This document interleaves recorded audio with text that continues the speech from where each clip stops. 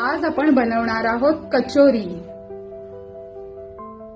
कचोरी बनवण्यासाठी लागणारे साहित्य: गव्हाचे पीठ, चण्याचे पीठ, धणे, आमचूर पावडर, जिरं, गरम मसाला, बडीशेप आणि मुगाची डाळ. पहिल्यांदा आपण मुगाची डाळ 2 तास भिजत घालणार आहोत आणि जिरं, धणे आणि बडीशेप हे आपण मिक्सरला जाडसर वाटून घेणार आहोत. कचोरी करण्यासाठी 1 वाटी मुगाची डाळ घेतलेली आहे. आपण स्वच्छ धुवून घेणार आहोत.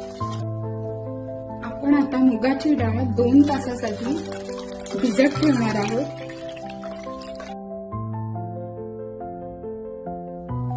मिक्सरमध्ये आपण धणे, जिरं आणि बडीशेप जाडसर वाटून घेणार आहोत.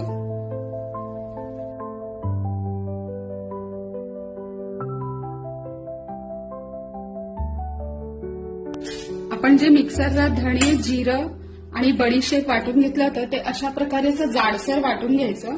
हा मसाला असा जाडसर वाटला की खाताना छान तोंडात येतो. आपण जी 2 तासापूर्वी ठेवलेली जी डाळ होती ती आता आपण त्यातलं पाणी काढणार आहोत आणि मिक्सरला वाटून घेणार आहोत. मुगाची डाळ आहे ती सुद्धा मिक्सरला जाडसर वाटून घेणार आहोत.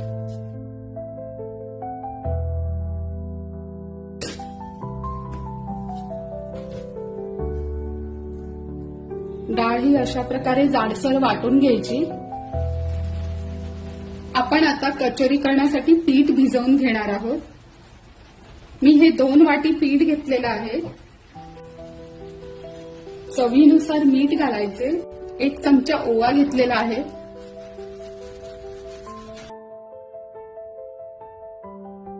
आपण आता यामध्ये गरम केलेले तूप घालणार आहोत.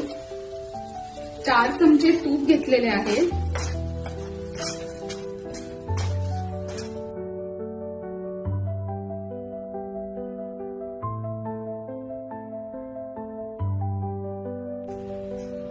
आता आपण थोडं थोडं पाणी घालून पीठ भिजवून घेणार आहोत.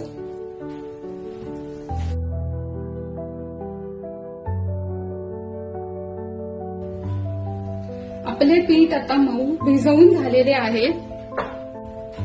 आपण आता हे पीठ अर्धा तासासाठी ओला रुमाल घेऊन झाकून ठेवणार आहोत. तोपर्यंत आपण आता कचोरीचे सारण करून घेणार आहोत. जिरं आणि धणे जरी वाटून घेतले असले तरी फोडणीला घालताना आपण पाव चमचा जिरं घालायचं.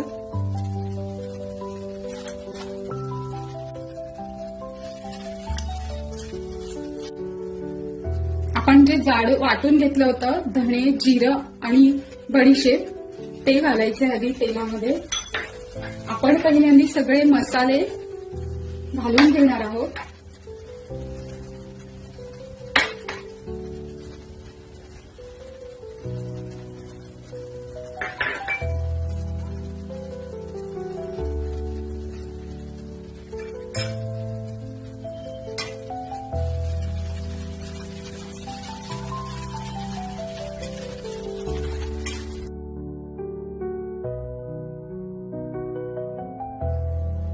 आपण पाव चमचा साखर घालणार आहोत.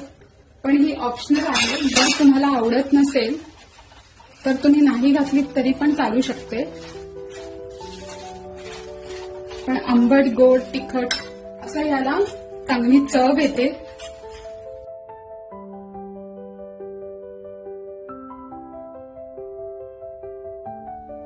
जाडसर वाटून घेतलेली मुगाची डाळ आता आपण मिक्स करून घेणार आहोत.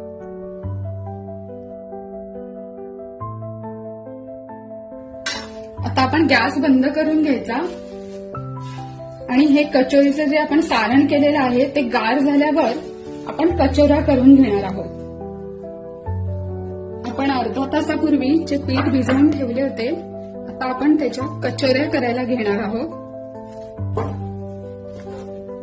पुन्हा एकदा व्यवस्थित मळून घ्यायचे पीठ.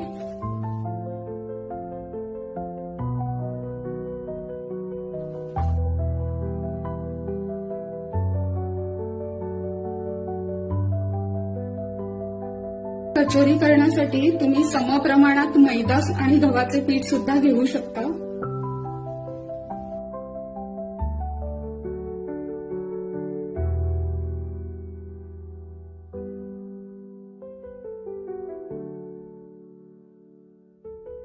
हे वरती असे आपण सरळ करून घेतल्यावर हात असा करून क्रॉस मध्ये फिरवायचा.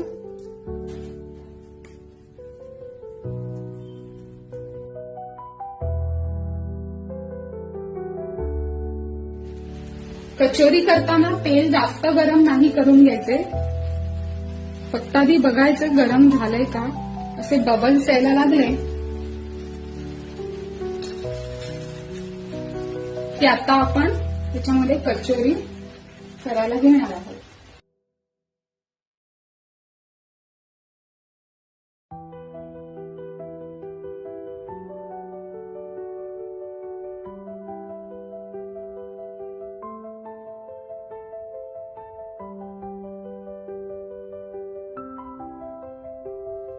तुम्हाला जर माझी रेसिपी आवडली असेल तर व्हिडिओला लाईक आणि शेअर नक्की करा आणि चॅनलला सबस्क्राईब करा.